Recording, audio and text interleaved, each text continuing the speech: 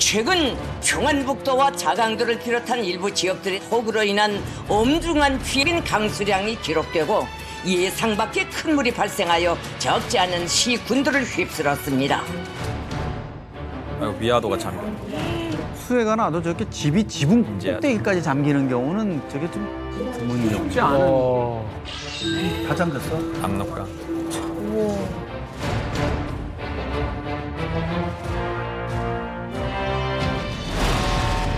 지난 7월 27일 우리나라의 북부 국경지대와 중국 측 지역에 기록적인 폭우가 내려 평안북도 신의주시와 의주군에서 5천여 명의 주민들이 침수 위험 구역에 고립되는 엄중한 위기가 조성됐습니다. 우와, 이거는 뭐 도시 전체가 사라지는 거 아니에요?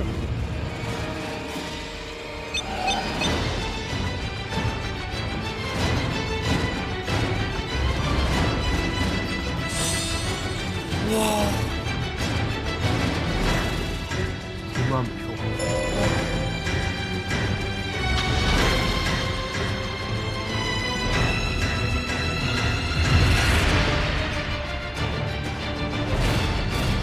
여기서 이제 두 번째 의문이 드는 장면이 하나 등장을 합니다. 수해 현장이라는 곳이 완전히 복구가 안 돼 있기 때문에 굉장히 위험천만한 또 2차, 3차 어떤 또 다른 사고가 날 수 있는 현장인데 김정은이 이례적으로 직접 찾았어요. 이 위험천만한 수해 현장을. 제가 알기로는 이 김정은이 사실은 위험한 공간에 잘 가지 않잖아요. 비행 공포증도 있어서 비행기도 잘 타지 않고 기차로만 이동한다 이렇게 알고 있는데 수해 현장에서 유독 위험한 장면들이 많이 연출이 됐습니다.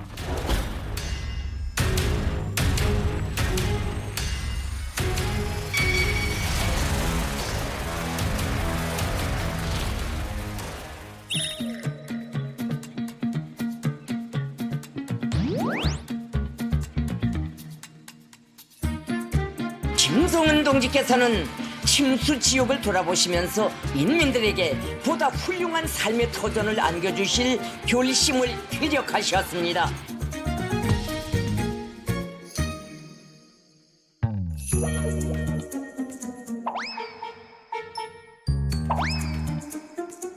아이고 옆에 사람들 빠지고 따야. 어떻게. 지금 안 맞아 지금 이게 밸런스가 여기다 하나 더 태워야 돼.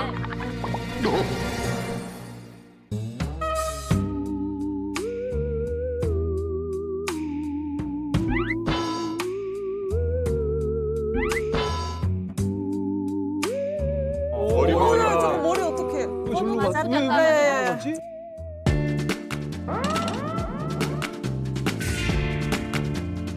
저거 실수했으면 보트 운전하는 이거겠네.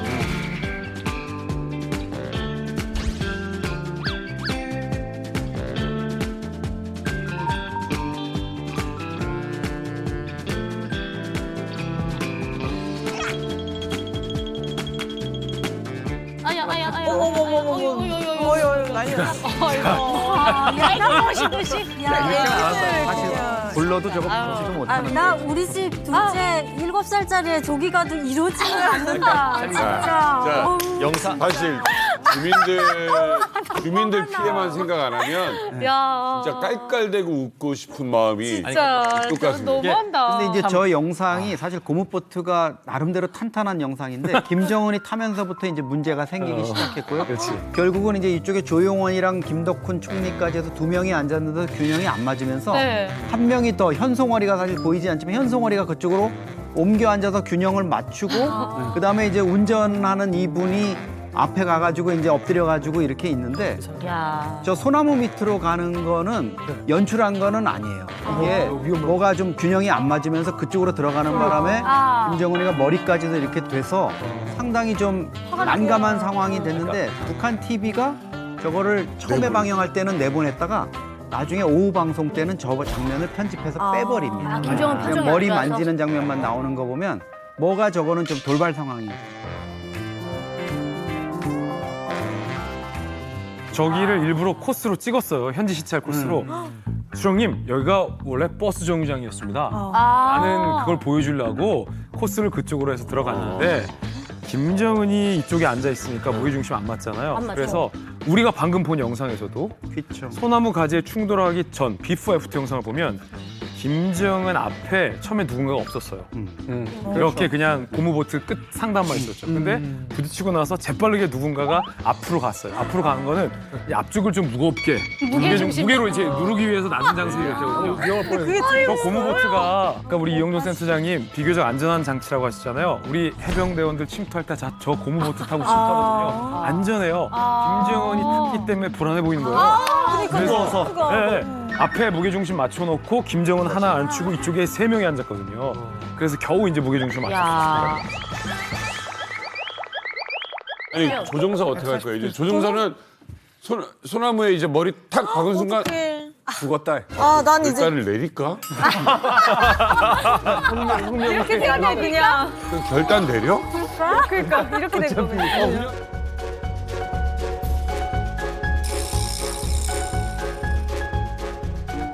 아니 미담 기사가 나올 수도 있어요. 저 홍수저가 다 처리된 다음에 이 사람이 와가지고 자기 운전 실수로 장군님께서 머리를 맞았는데 그런 자기를 용서해주고 맞아. 그 나무를 마치 1호 나무 마냥 관리하는 관리사가 될 수도 있을 것 같아요.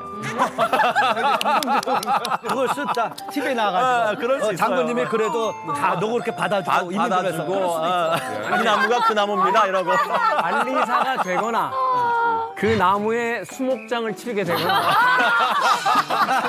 둘중 하나에 참 슬프다. 거기에 웃으면 안 되는 일인데. 성주가 유복해지더니 많이 긍정적으로 변했네. 그러니까요. 저는 또 인상적이게 본 게 있습니다. 뭐예요? 보시면 뭐예요?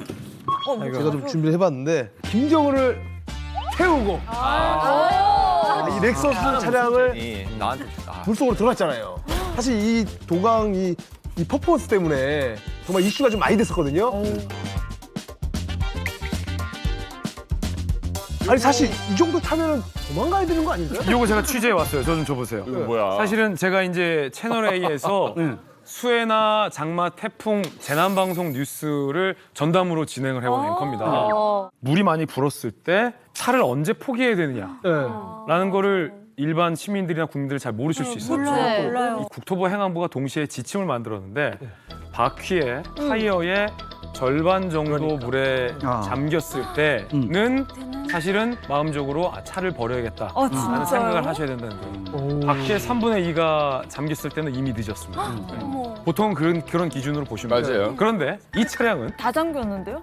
거의 다 잠겼어요. 바퀴 안 보여요. 거의 다 잠겼어요. 사실은 바퀴가 이 정도까지 있어요. 그래서 요만큼 타이어 상단만 남겨놓고 휠은 다 잠겼다라는 상태로 보거든요. 근데 이 차량은 일본 이 도요타의 고급 브랜드 엘사.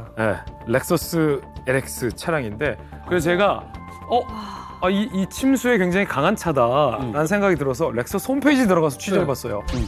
도강 능력이 얼마나 되는지를 찾아봤는데 렉서스 공식 홈페이지 설명에 따르면 이 차는 높이가 700mm 정도를 건너갈 수 있는 능력을 갖고 있는 차다. 70cm니까 꽤 도강 능력이 우수한 차죠. 그런데 이 정도면 이건 침수차입니다.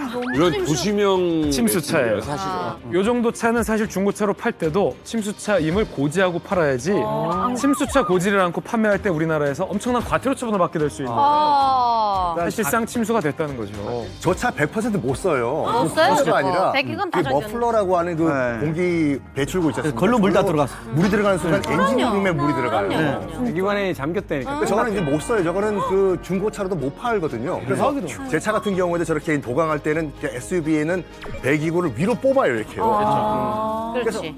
저 사진을 보고 도대체 우리나라 네티즌들은 뭐 어떻게 반응을 했나 댓글을 한번 찾아봤더니 얼마나 무거우면 차가 안 떠내려가냐.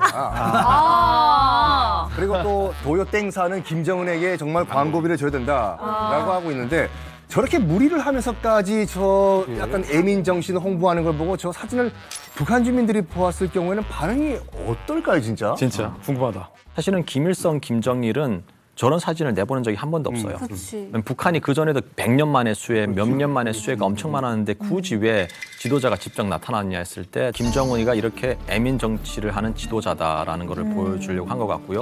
그렇게 했을 때 김정은의 그 어느 정도 인지도가 올라갈 수가 있고요. 특히 저 지역이 어떤 지역이에요? 국경 지역이거든요. 국경 지역이라는 건 뭐냐면 사람들이 마음만 잘못 먹으면 바로 중국으로 갈 지역이거든요. 근데 그 지역 사람들의 민심을 얻는 것이 김정은한테는 지금 중요하다. 그래서 사실은 수해가 일어나고 나가지고 8월 6일 날 김정은이가 수해 현장을 다시 방문을 하거든요. 네네. 그때 실은 노동신문인데 제가 신문 그래요? 내용을 보면서 너무 창피해요. 야, 무슨 뉴스를 이렇게 사랑 편지처럼 쓴 거예요. 보니까 인민을 너무나도 불같이 사랑하기에 아름다운 생활과 추억이 깃든 소중한 삶의 보금자리를 잃은 인민의 아픔을 자신께서 직접 체감해 보지 않으시고서는 그들의 아픔을 10배, 100배로 풀어줄 복구 대책을 현지에서 세우지 않으시고서는 도저히 마음을 놓으실 수 없으신 우리 총비서 동지시였다. 한 문장. 이게 한 문장이에요. 소리야 완전히. 숨차네. 그때 불현듯 경애하는 총비서 동지께서는 하신 고무단정이 소용돌이 물결에 밀려 한겨루로 금질하여 미끄러져 갔다. 그 순간 물에 잠긴 가로수와 나뭇가지들이 그이 앞에 얼기설기 드리워졌다. 아이고. 그걸 또 놓치지 않고. 그러니까 이게 북한의 노동당 선전선동부가 나서가지고 김정은에 대한 찬양을 뭐 끝없이 이제 지금 경쟁하듯이 하고 있는데 이 글이 나온 지 한 일주일 뒤에 8월 12일 날 노동신문 기사도 거의 정점을 찍은 것 같아요. 제가 보니까 네. 정말 탐복한다. 이처럼 훌륭한 영도자를 모시고 있으니 조선인민이 왜 나라를 사랑하지 않겠나. 이런 나라가 강한 것은 이치에 맞는다. 아니 피해 복구를 해주고 이 얘기를 해야 되는 거죠. 이렇게 지금 찬양을 하는데 이 정도는 돼야 김진 기자 참 언론인으로서 살아남을 수 있지 않을까. 근데 심지어 이제 8월 10일에는 김정은이 이제 지원 물자 가지고 그 인민들 대피소로 직접 방문하는 이제 그 모습을 공개하기도 했거든요.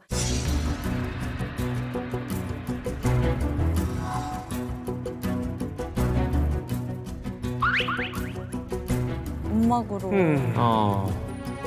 공예하는 김성은 동지께서 평안북도 위주군 큰물 피해 지역을 또다시 찾으시고 재해 복구를 위한 중대 조치들을 취해 주셨습니다. 아이고 아이들 빗장 마른 거 봐라.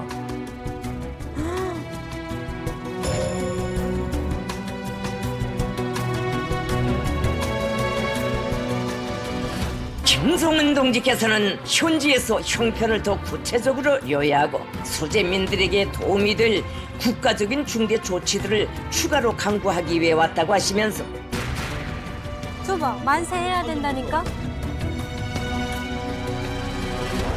아니 이제 본인은 이제 뭐 인민들 챙기는 애민 지도자의 이제 모습처럼 이제 활짝 웃으면서 사람들이랑 사진 찍었는데 솔직히 이 무더운 더위에 집 잃고 저 움막에서 사는 사람들은 정말 이 그 장군님이 왔으니까 웃어야 되는데 이거 어떻게 속에서는 정말 열불이 날 거예요. 그 자기 자식들 보고 있으면 얼마나 애기들 불쌍합니까.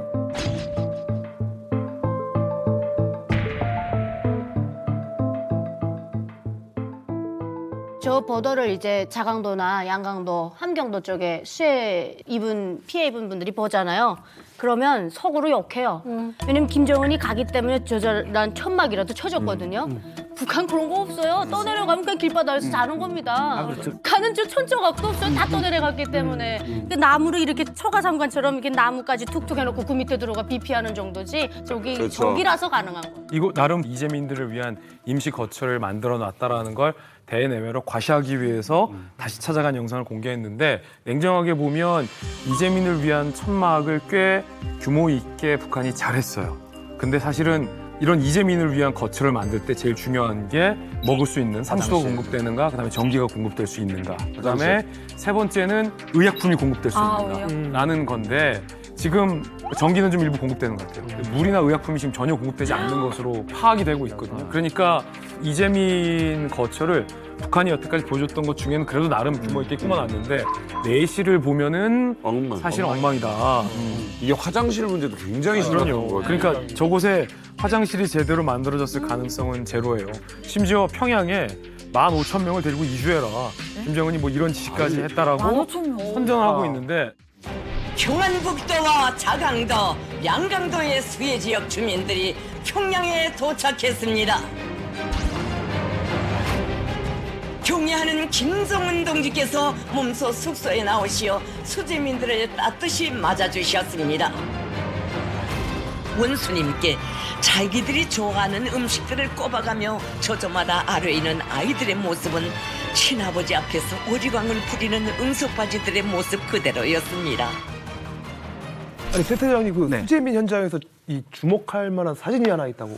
그렇죠. 단지 이게 애민이다, 뭐 주민을 사랑하는 또 이런 이미지에 그쳐서는 김정은 입장에서는 별로 얻는 게 없을 거예요. 그렇죠. 근데 그거를 김정은은 뛰어넘어서 과거의 김일성, 김정일과 달리 내가 이 재난, 수해나 뭐 이런 것들을 충분히 컨트롤하고 내가 수습할 통치 능력이 있다. 이런 걸 보여주기 위해 가지고 애쓰는 모습들이 나타나고 있습니다. 그래요? 그러니까 몇 해 전에 사실 황해도 해주에 협동농장에서 수해가 났을 때도 엘사의 그 SUV 그 당시로는 신형이었는데 저건 직접 몰고 나온 거예요. 저 당시에는 뭐 주민들이 인민들이 뭐 이 위험한 곳에 가지 말려고 그랬는데 논두렁 뻘을 직접 달려서 네. 왔다. 이런 걸 통해서 이제 과시하는 거고 저렇게 이제 작년 수해 났을 때는 또 직접 들어가서 허리춤까지 물이 차는데 들어가가지고 하고 또 간부들을 질책하고 뭐 알을 지금 또 헤아려 보고 있잖아요. 이렇게 살펴보면서 식량을 걱정하는 모습들 이런 것들을 보여주는 거죠. 그러니까 이번에도 사실 현장에 들어가서 직접 진두지휘를 하면서 물에 떠내려갈 것 같은 그런 위험을 감수하면서 뭔가 이 사태를 수습하기 위해서 총력을 기울이는 지도자 이런 거를 보여주려고 지금 애를 쓰고 있는 거예요. 아니 어떻게 보면 이 주민들은 어떻게 보면 생사가 왔다 갔다 하는 이 와중에 이거를 좀 정치적으로 좀 이용하려고 하는 건가요? 그렇죠. 사실 우리랑 굉장히 좀 다르지 않습니까? 우리는 이렇게 딱 나면 항상 천재지변이 일어나도 이건 인재입니다. 맞아요. 뭐가 원인이 이런 겁니다. 미리 라고 하고 대비하지 그다음에 않아. 정치인이 거기 가가지고 쇼를 하면 또 욕을 하잖아요. 뭐 하는 짓이냐. 뭐 하는 거야. 라고 하는데 그래서 공산주의권에서는 그게 아니라 이 인재도 일단 천재지변으로 만들어요. 이거는 뭐 당과 지도자가 어쩔 수 없는 사태가 벌어진 거야. 그럼에도 불구하고 당과 지도부는 이렇게 노력하고 있어. 이걸 보여줌으로써 오히려 비판받을 일을 갖다 칭찬받을 일을 이렇게 바꿔놓는 스타일이거든요. 사실은 여러 가지 이유가 있겠지만 기후변화라든지 다 예견된 거잖아요. 특히 이제 북한 같은 경우에는 나무를 떼서 그다음에 경작지를 만들다 보니까 사실 저수 능력이 없는 거거든, 산이. 그러니까 그 바로 이런 문제를 짚어야 되는데 그게 아니라 우리 지도자께서 저기까지 바지를 입고 들어가고 라고 하면 사실 비판받고 고쳐야 될 일은 고치지 못하고 그 비난받아야 할 일들이 오히려 칭찬받을 일로 그 둔갑이 돼버리는 거죠. 그러니까 수혜를 잘 이용하는 것 같죠. 그런데 아주 잘 이용하는 것 같아요. 한편으로는 이 장비만 업그레이드 된 거야. 옛날이랑 방식은 똑같은데 이번에는 드론이 동원됐어요. 네. 김정은의 수해 시찰을. 그다음에 아까 그 보트에는 잘 보이지 않았지만 뭐 조용원 현송월도 타고 있었어요. 김덕훈 내각 총리도 있고. 그다음에 그 뒤에 웅크리고 있는 사람이 1호 사진가예요. 저거 만약에 뒤집어서 잘못되면 최고 존엄, 그다음에 내각 총리, 조직비서 현송월 1, 2, 3, 4가 다 죽는 거예요. 아니요. 지금 노동신문에 무슨 막 연애 편지처럼 글도 쓰고 뭐 하고 근데 이게 진짜 김정은이 내부 달래기 또 인민들에게 추앙받기 위해서 이렇게 한 것이냐. 북한에서 모든 사진 한 장은 미국과 대한민국이 보고 있다고 의식하는 곳인데 그렇다면 뭘 얻으려고 한 것이냐? 도와주세요. 우리 비 피해 났어요. 우리 좀 지원 좀 해주세요. 이제 좀 제재 좀 풀어주세요. 이런 걸 원하는 게 아니라는 거죠. 그렇죠. 재난 극복의 리더십이라든가 뭐 내부적으로 애민 정치 이런 것들을 과시하는 것뿐만 아니라 어떤 재난 상황에 대해서 지금 지원이라든가 이런 부분을 김정은이 말로는 지금 자체적으로 뭘 하겠다고 얘기를 하지만 이거 쉽지 않은 거 알고 있거든요. 너무 이번에 규모가 크기 때문에. 러시아가 푸틴이 지원하겠다 그랬는데도 안 받겠습니다가 아니라 지금은 필요 없지만 나중에 저희가 필요하면 우정 어린 친구들의 뭐를 받겠다 이렇게 얘기를 하지 안 받겠다 그러지는 않았구나. 네, 여기서 세 번째 이제 의문점이 듭니다. 북한의 수해 보도 이후에 우리 정부가요. 무려 12년 만에 처음으로 홍수 피해를 지원하겠다라는 의사를 밝혔어요. 그런데 다음 날 곧바로 김정은은 적은 변할 수 없는 적이다 라고 하면서 사실상의 지원을 거절했습니다. 여기에는 분명히 또 다른 정책인 의도가 있다고 봐야 되는 것이 아닌가 하는 또 생각이 드는데 이번은 사실은 굉장히 피해가 크거든요. 그래서 실제로 이 북한 북부 지역의 생산량이 다 수포로 돌아가고 있는 심각한 상황인데도 불구하고 우리 정부가 물 위로도 도와줄게라고 해봤고 제가 파악하기로는 물 밑으로 도와주겠다고 해보고 북한이 자존심 때문에 안 받을 것 같아서 정말로 중립적인 뭐 NGO나 국제사회를 거쳐서 도와주겠다라고도 해봤어요. 근데 북한이 안 받겠대요. 오히려 김정은이 공개적으로 우리 쪽에 일일이 대응을 안 하는데 러시아한테도 도와주세요라고 얘기 안 했고요. 국제사회가 지원해주겠다는데도 사실은 무응답으로 북한이 일관하고 있거든요. 이 말은 북한이 내부적으로 대량 발생한 이재민 사태를 해결할 수 있다는 자신감이나 능력이 있다기보다는 안중에도 없는 거예요. 네. 코로나, 몇 년 전 코로나 때 북한에서 사상자가 굉장히 많이 나왔어요. 그때 우리가 약 준다고 했을 때도 북한이 안 받았어요. 식량 난일 때 문재인 정부 때도 우리가 쌀 준다고 했는데도 안 받았어요. 북한의 유일한 관심은 국제사회로부터 어떻게 대북 제재를 해제하는 것에 관심이 있는데 이렇게 조금씩 김정은이 생각할 때 별거 아닌 이런 걸로 국제사회에 하나씩 신세해지면 정말 김정은 집거 그 일가가 원하는 대북 제재 해제에서 북한이 요구할 수 있는 게 낮아진다라는 걸 생각하는 것 같아요. 이런 걸로 이른바 명분 쌓기를 내주면은 정말 큰 걸 북한이 요구할 수 없다라는 판단 때문에 사실은 북한이 이런 일체의 지원을 거절하고 있는 것으로 많은 전문가들은 보고 굶어 죽어도 주민이 내가 굶어 죽는 건 아니니까. 그러니까 지금 아까 뭐 김진 기자님 말씀하신 것처럼 코로나 때 정말 전 인민들이 다 죽을 뻔한 상황에서도 I don't care지 않습니까? 뭐 죽으면 죽지 이거였는데 지금 솔직히 말해가지고 평안북도 일부 지역에만 좀 수해 지역이잖아요. 거기 몇 명만 죽으면 되는데 뭐 우리가 국제사회에 손을 벌리냐 이거지 않습니까? 오히려 김정은 같은 경우에는 이거를 우리가 이 기회에 똘똘 뭉치자라는 자력갱생의 그 정치적 기회로 악용을 하고 있는 것이 아닌가 싶어요. 그래가지고 지금 연일 지금 뭐 피해 복구 상황을 보도를 하면서 당원과 청년들이 열렬하게 지금 현재까지 30만 명의 이제 그 당원들과 청년들이 가가지고 돕고 있다라고 하고 있고 지난 8월 6일에는 평양에서 김정은이 직접 평안북도 수해 복구 현장에 동원되는 백두산 영웅 청년 돌격대 진출식에 참가까지 했습니다. 관련 영상 보시죠.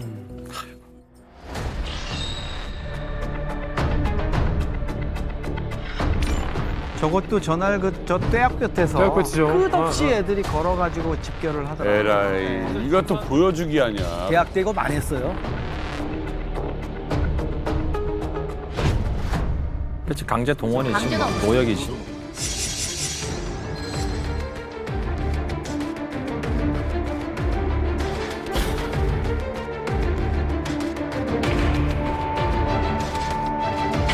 아, 진짜 짜증난다.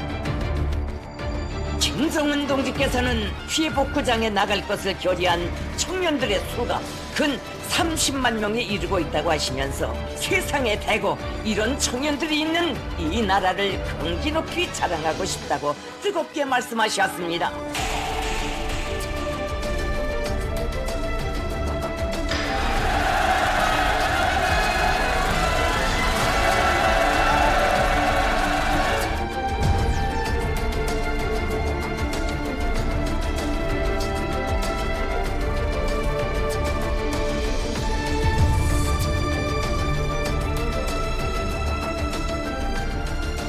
아, 진짜 저 지역에서 어릴 때 이제 물난리를 겪어보고 막 하면 2시간에서 4시간 기다리는 것도 힘들어요.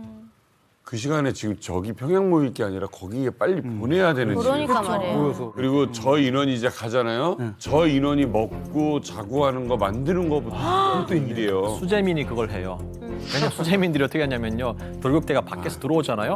그럼 없는 쌀, 강냉이 가져다가 그거 먹여야 될 거 아니야. 먹여야 돼. 그러니까 결국 그 사람들이 부담인 거예요. 그러네, 먹을 걸 가져가지 않을 것 같아 또. 아니, 지금까지 어떤 상황을 보면 이번 사태에 이제 북한식 괴벨스가 하나 붙은 것 같아요. 이게 수해가 났는데 이걸 그냥 놔둬서 위기로 가느니 자, 여기에 이제 위대한 김정은 지도자의 영도력이 가미가 돼서 이걸 가지고 돌격대들이 자원해서 30만 명을 꾸려지고 현장에 가서 수해를 복구하는 장면이 연일 보도가 되고 그래서 마침내 이 피해를 다 이겨냈다 하는 것까지 하나의 이제 서사를 만드는 그런 과정인 것 같은데 일단 그런데 가장 의심스러운 건 말씀해 주셨다시피 과연 저 30만 명의 인원이 자발적으로 모인 건지 이게 참 궁금한데. 근데 저건 진짜 절대 자발적으로 안 가고요. 다 강제 동원이에요. 그치. 막 저희 학교 같은 경우에 옆에서 보면 그 막 염색해서 잘못된 친구들 막 바지 청바지 입는 그런 친구들이 다 붙잡혀가지고 그런 친구들 끌어가거나 아니면 진짜 그냥 그런 사람들. 네, 그냥 무직업자들 그리고 또 다 데려가거나 그 공부하는 멀쩡한 사람들은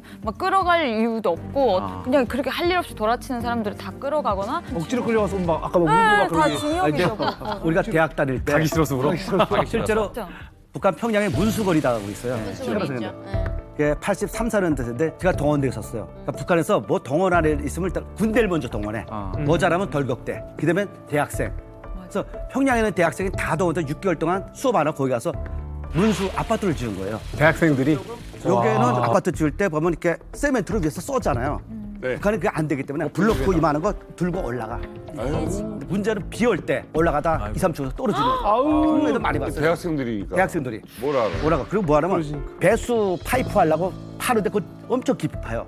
그러면 빨리 하려면 뭐냐면 거기다 자본주가 도급제를 줘. 요만큼 파면 빨리 들어가. 그러니까 미친 듯이 파는 거야. 문제는 파놓고 다음날에 가는데 비가 내리면 파다가 그냥 묻혀. 빠져서 죽고. 그래서 그 6개월 동안 했는데 자발적이 뭐 있어? 가라니까 가는 거지. 돈도 안 줘. 그래, 먹을 것도 거기에 이렇게 밥도 가져왔는데 밥에다 국밖에 안 줘. 거기서 막 먹고. 그래서 거의 강제예요, 거의. 제가 대학교 다닐 때도 김정숙 교원대학이면 김정숙 교원대학 앞에 하천을 뚝 떼줘요. 막 40km 구간을 너네가 해라.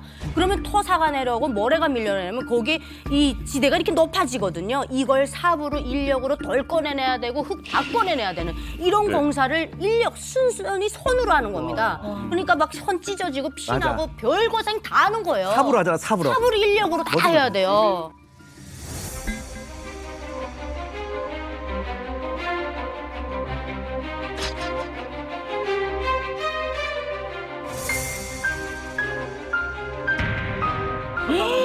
지금 맨손으로 지금 저게 작업을.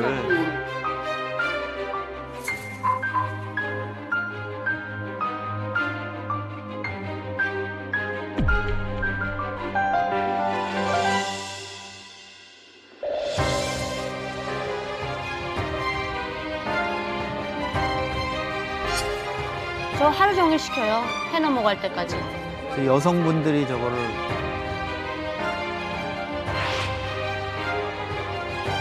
와 이거 학생들이다. 이거.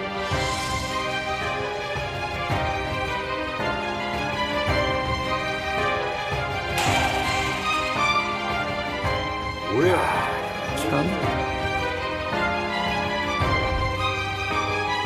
짜증이 나요. 언제까지 자력결사 해야 돼? 말이 되는 걸 해라 그래야지. 아니 그러니까 국제사회에서 지원해주겠다는 그 이야기에 대해서는 혼자 폼은 다 잡고 거절은 김정은이 했는데 네네. 그 고생의 몫은 고스란히 지금 다 주민들, 저 북한이 이제 주민들이 다 지어야만 하는 그런 상황들이 참 안타깝게 느껴져요. 한반도에 멸망의 기운이 감돌고 있다면 또 가능성이 있다면 얼마나 무서운 일이겠습니까?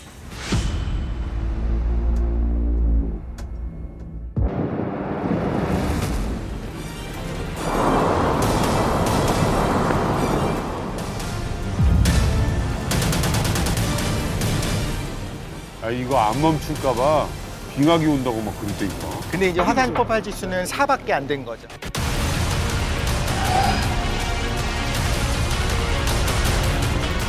이야, 이 정도 죽어요?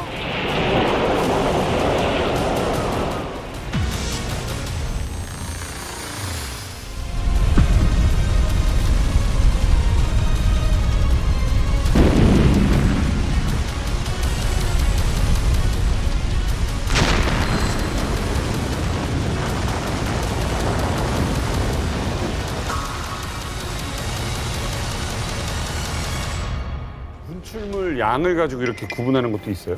그렇습니다. 이게 화산 폭발 지수가 그런 건데요. 화산 폭발 지수가 한 단계 올라갈 때마다 이 폭발물의 양이 10배씩 증가하게 돼 있습니다. 예. 그래서 화산 폭발 지수 한 8 정도 되면요. 뭐 성층권까지 올라가는 그런 폭발을 성층권이요? 네, 예. 굉장히 강한 그 얘기는 지표에서부터 거기까지 화산재로 다 한꺼번에 올라간다는 얘기입니다. 그러면은 터진다면 파괴력은 어느 정도? 1000년 전의 분화의 예를 드는 겁니다. 그때 천년 분화, 밀레니엄 분화를 크기를 얘기했을 때는 근 뭐 몇천 년 동안 있었던 가장 큰 분화 중에 하나였던 걸로 보는 거고. 외국에서 봐도? 네, 그럼요. 사실 이런 뭐 지진이나 화산을 얘기할 때는 그 원자폭탄 예를 들잖아요. 그 히로시마 원자폭탄의 그 당시 16만 배. 16만이요? 16만 배. 16만이요? 였다라고 보고 있거든요. 그래서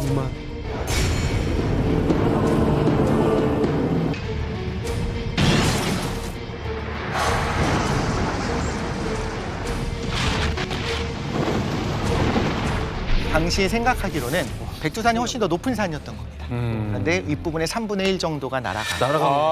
그래서 그렇게 됐다. 근데 그 윗부분만 날아간 것이 아니고 그 지하 깊은 곳에 있었던 그 마그마 방이 싹 비어진 거죠.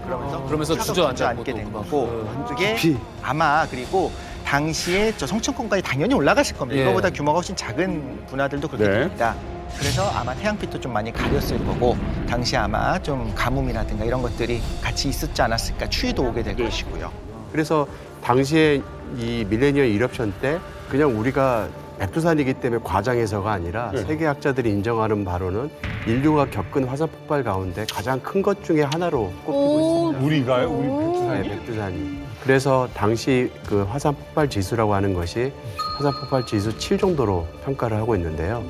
당시에 폭발력이 그만큼 강력했고요. 그런 일이 미래에 다시 벌어지지 말라는 법은 또 없습니다. 2025년 백두산 화산의 대폭발 설입니다. 어디까지나. 언제나 이 얘기가 나와요. 백두산 폭발한다더라. 근데 불안하면서도 야 이거 진짜 설마 일어나겠어? 이런 마음이 있잖아요. 모릅니다. 근데 설마가 진짜 이게 언제 어떻게 일어날지 모르는 일이라서 오늘 이 백두산 화산 폭발 이야기 그리고 어쩌면 전 세계의 재앙이 될 수 있는 이 이야기를 해보도록 하겠습니다. 2025년 백두산 화산 폭발설. 이거 신빙성 있는 얘기인가요? 100년 정도 주기로 이제 분화한다라는 그런 가설들이 있어요. 그런데 최근의 분화의 기록을 보면 소련의 기록입니다. 1925년에 분화했던 기록이 있고, 네, 1903년에도 이제 분화했던 기록들이 있기 때문에 만약에 25년이고 100년 주기라고 한다면, 다음번은 2025년인가 이렇게 이런 이야기들이 지금 돌아다니고 있죠. 그래서 2025년 설이 있는 거군요. 네, 그렇죠. 자, 이 동물 살펴봐라라는 말 되게 많아요. 뭐 지진, 화산 직전에 우리보다 먼저 감지한다. 뭐 이런 속설들이 있는데 이렇게 뭐 폭발 전조 증상이라고 해야 되나? 네. 우리가 뭐 감지할 수 있는 현상들이 있나요? 사실 화산은 대부분 전조가 있습니다. 그러니까 동물 같은 경우에도 아마 사람이 후각으로 감지할 수 없는 가스 같은 거 좀 예민하지 않았을까 생각하는 것처럼 첫 번째로 이제 백두산 정상에 있는 나무들이 화산가스 때문에 좀 말라가는 현상이 나타납니다. 저기 하얗게 좀 말라 죽어가고 있는 것들이 보이잖아요. 그리고 이제 커다란 화산들, 뭐 유황가스가 특히나 나온다라고 하면 저렇게 말라 죽어가는 것들도 좀 보이기도 하고요. 그리고 천지 일대가 부풀어 오르기도 해요. 아래쪽에서 마그마에 계속 공급이 되다 보니까 당연히 산이 좀 높아지기도 하고 또 마그마가 공급되니까 여기 이제 확장을 하잖아요. 이게 이제 화산성 지진이 일어나는 거예요. 실제로 당연히 온도도 높아지겠죠. 온도도 높아지고 그래서 그렇게. 온천 같은 경우에도 뭐 60도 정도였었던 온도가 한 80도로 올라가는 거죠. 네. 자, 그래서 1000년 전에 백두산이 폭발을 했다고 그러잖아요. 그 분화를 기점으로 해서 그러니까 어느 정도 폭발이 있을 것이냐 과연 어떨지 우리가 예상을 한번 해보도록 하겠습니다. 우리 평론가님과 함께 준비해봤습니다. 네, 밀레니엄 분화에 가까울 정도로 커다란 분화를 하게 되면 어떤 일이 있을지를 한번 시나리오를 써봤습니다. 백두산 지하로부터 상승하는 1000도씨 이상의 점성이 큰 마그마가 물을 만나면 그야말로 대폭발이 일어납니다. 엄청난 폭음과 함께 백두산 인근 지역엔 대재앙이 시작됩니다. 진짜 살아남을 사람 없겠네요, 정말. 진짜 기도해요. 문제는 천지 칼데라우스 내에 있는 20억 톤의 물. 이 물이 뜨거운 마그마를 만나 수증기가 되면서 폭발력을 키우게 됩니다. 동시에 엄청난 양의 수증기와 고온의 돌덩이들인 화쇄류와 화산재가 사정없이 흩어지기 시작합니다. 용암은 최대 반경 15km 이상 흘러내리게 되고요. 반경 50km에 있는 사람들과 동물들은 이미 이산화탄소에 질식해서 목숨을 잃게 되는데요. 이게 무섭다. 백두산 반경 100km 이내의 지역은 순식간에 용암과 화산재에 파묻혀 모든 것이 마비되고 맙니다. 천지의 물이 흘러넘쳐 인근에는 대홍수가 나게 됩니다. 라하르가 두만강에서 압록강을 타고 흘러 주변 마을을 화산재 홍수로 쓸어버립니다. 이때부터 한반도에는 한 번도 경험해보지 못한 지옥이 펼쳐지는데요.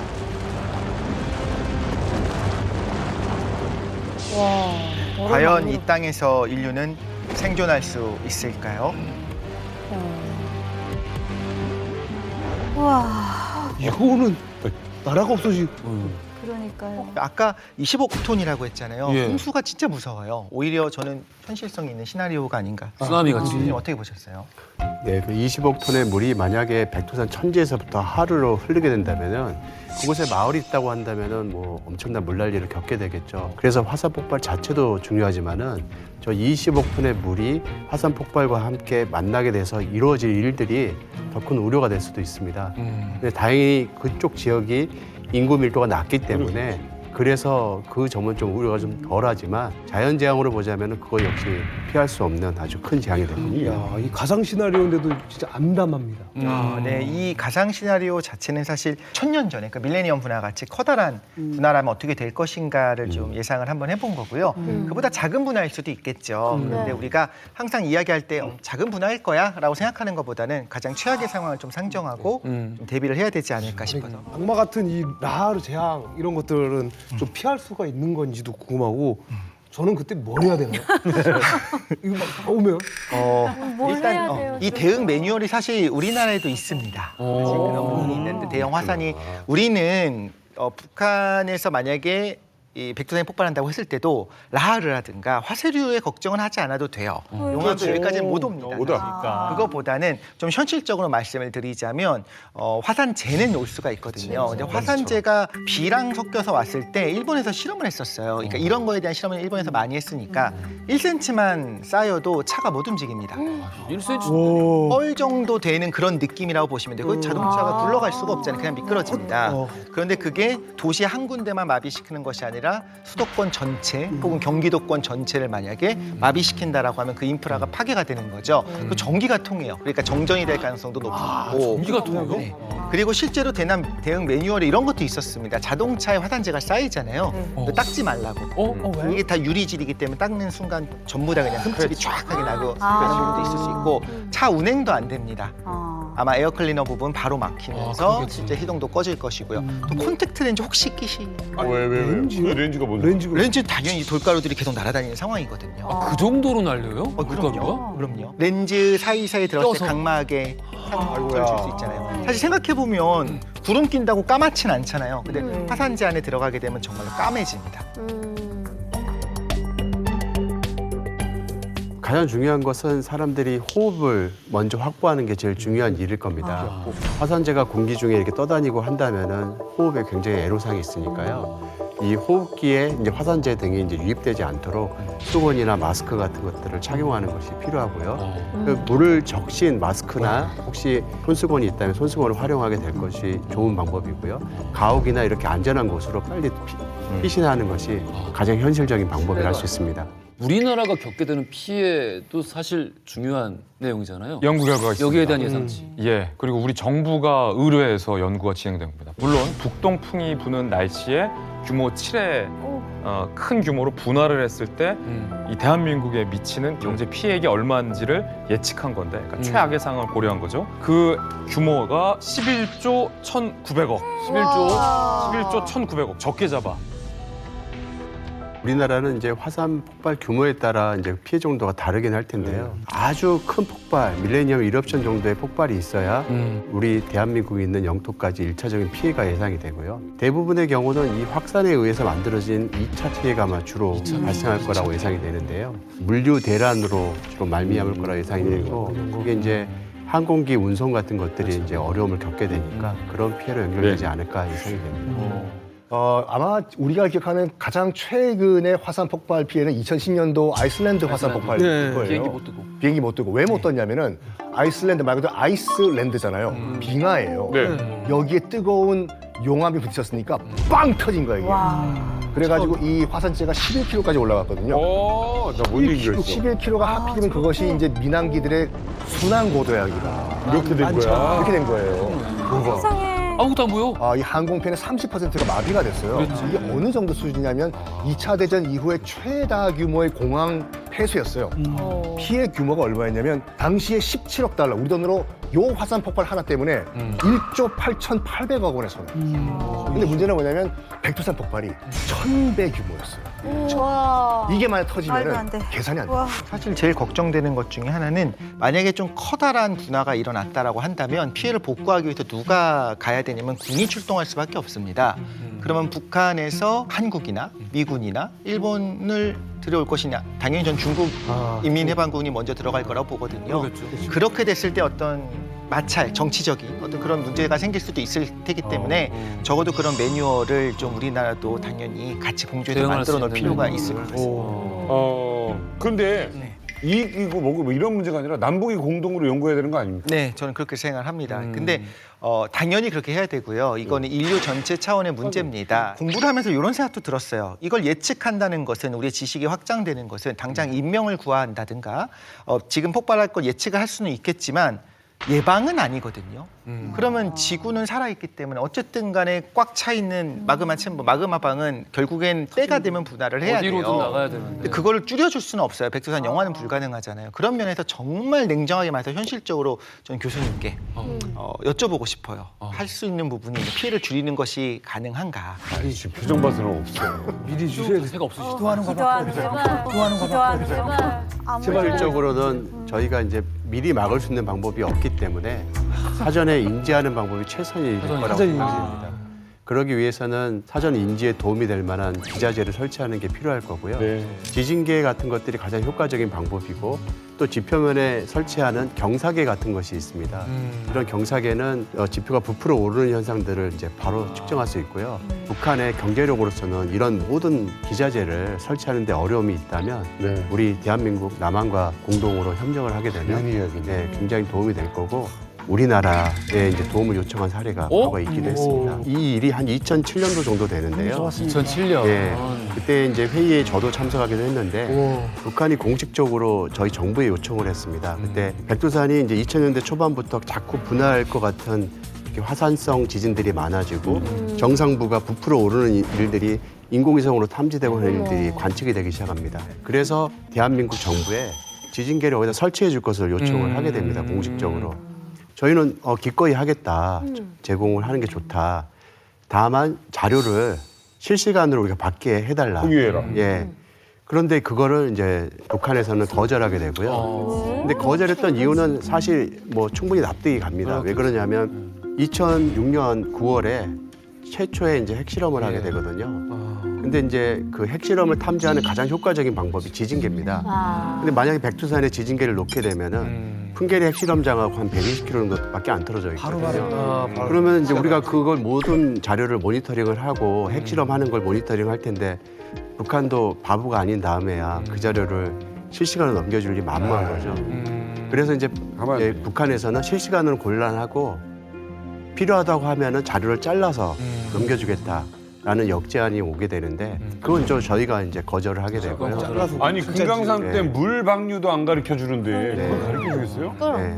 근데 백두산 폭발에 대해서는 정말 걱정했던 것 같은 게 당시 이제 임페리얼 칼리지 교수하고 협력을 하게 되거든요. 수년간 이어집니다. 그 협력이. 그리고 결국 논문도 나오고 이런 일이 발생을 하는데요. 그런 거 보면 정말 진심이었던 건 틀림없는 것 같아요. 걱정을 했던 거는.